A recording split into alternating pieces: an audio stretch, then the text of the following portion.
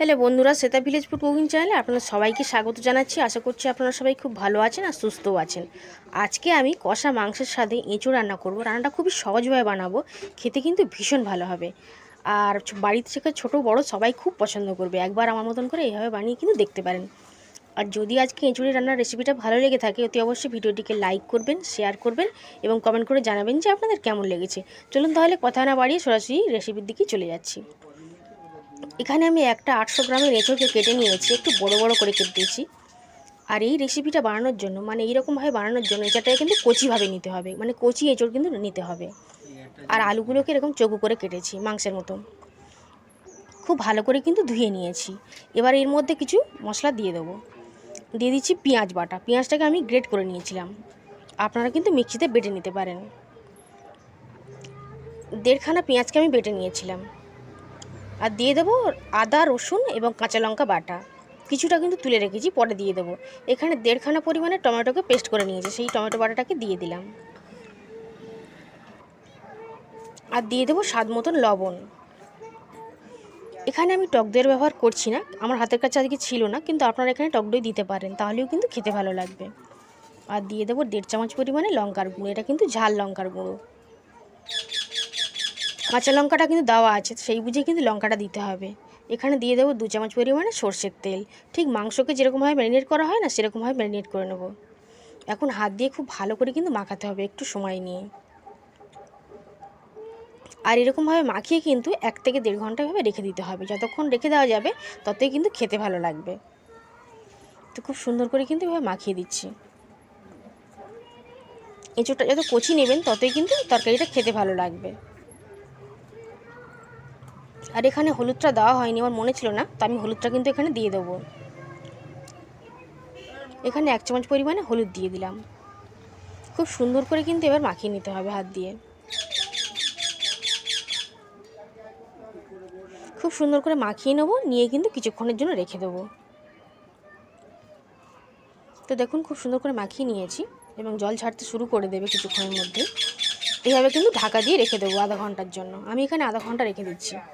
আধা ঘন্টা বা 1 ঘন্টার জন্য রেখে দিতে পারেন। কিছুক্ষণ পর চলে এসেছি রান্নাটা করে নেব। তবে আজকে রান্নাটা, এঁচোড় রান্নাটা আমি সর্ষের তেলেই বানাবো। সর্ষের তেলে বানালে কিন্তু খেতে ভীষণ ভালো লাগবে।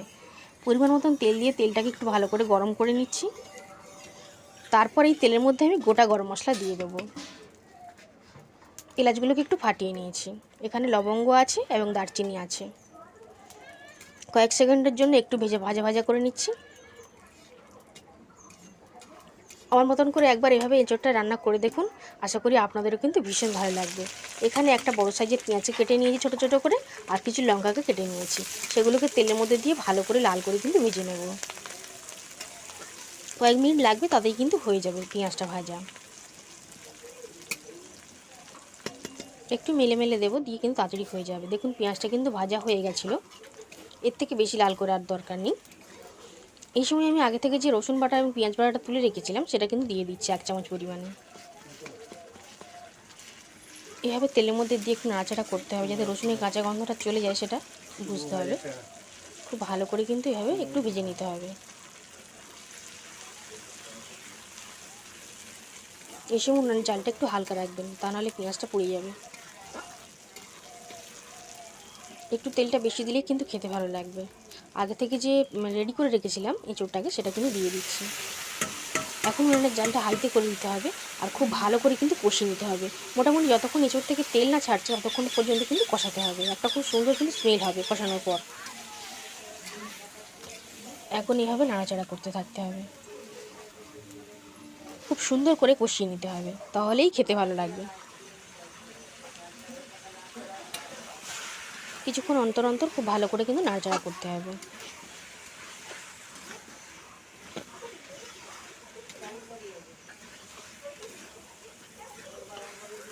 এঁচোড়টা আজকে আমি অল্পভাবে বানাচ্ছি, আপনারা চাইলে এঁচোড়ের পরিমাণটা বেশি করে নিতে পারেন, কোনো অসুবিধা নেই। তখন কিন্তু পেঁয়াজ রসুনের পরিমাণটা একটু বাড়িয়ে দেবেন। এখন কিন্তু কষানোটা হয়ে গেছিলো, দেখেই বোঝা যাচ্ছে, কালারটা দেখেই বোঝা যাচ্ছে।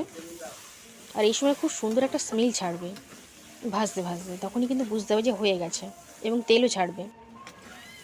দেখুন খুব ভালোভাবে কিন্তু রেডি হয়ে গেছে, মানে ভাজাটা কষানো কিন্তু হয়ে গেছে। এবার আমি পরিমাণ মতন জল দিয়ে দেবো।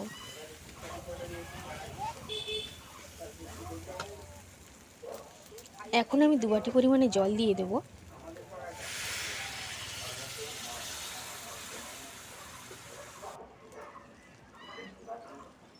আপনারা ঝোলের পরিমাণটা যেমন রাখবেন তেমনই কিন্তু জলটা দেবেন।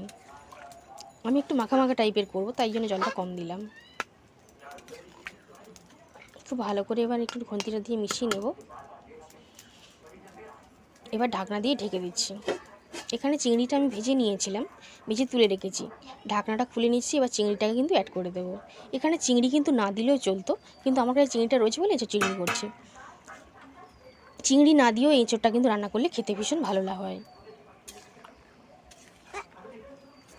খুব ভালো করে চিংড়িটাকে কিন্তু মিশিয়ে দিচ্ছি। আর চিংড়িটা কিন্তু ভাজার ভিডিওটা আমি করিনি। এবার ঢাকনা দিয়ে ঢেকে কিছুক্ষণের জন্য অপেক্ষা করব। কিছুক্ষণ পর ফিরে এসেছি, দেখুন এইরকমই একটু ঝোলঝোল থাকবে, তখনই নামাবো। তো এখন একটু চেক করে নেবো যাতে সিদ্ধটা কেমন হয়েছে, একটু দেখে নেব। একটা বড় এঁচোড়ের টুকরোকেও দেখে নেবো, একটু আলুকে দেখে নেবো। আর এই সময় কিন্তু লবণটা একটু দেখে নিতে হবে, আর কোনোভাবে কিন্তু ঘেঁটে যায়নি। আর দিয়ে দিচ্ছি চিনি, 1.5 চামচ পরিমাণে চিনি দিলাম। যদি মিষ্টিটা আপনারা পছন্দ না করেন তবে না দিতে পারেন, তবে মিষ্টিটা দিলে কিন্তু খেতে ভীষণ ভালো লাগবে। মিষ্টিটা দিয়ে ভালো করে নাড়িচাড়ি একটু মিশিয়ে নেব এবং কয়েক মিনিট অপেক্ষা করব চিনিটা গলে যাওয়া পর্যন্ত। তারপর একটু চেক করে নেব, নিয়ে কিন্তু নামিয়ে দেবো। এখন কালারটা দেখুন কত সুন্দর এসছে, আর দেখতেও কতটা সুন্দর হয়েছে, খেতে কিন্তু ভীষণ ভালো হয়। ভাত, রুটি, পরোটা সব কিছুর সঙ্গেও কিন্তু খাওয়া যাবে। এখন একটা পাত্রের মধ্যে আমি নামিয়ে নেবো কড়াই থেকে।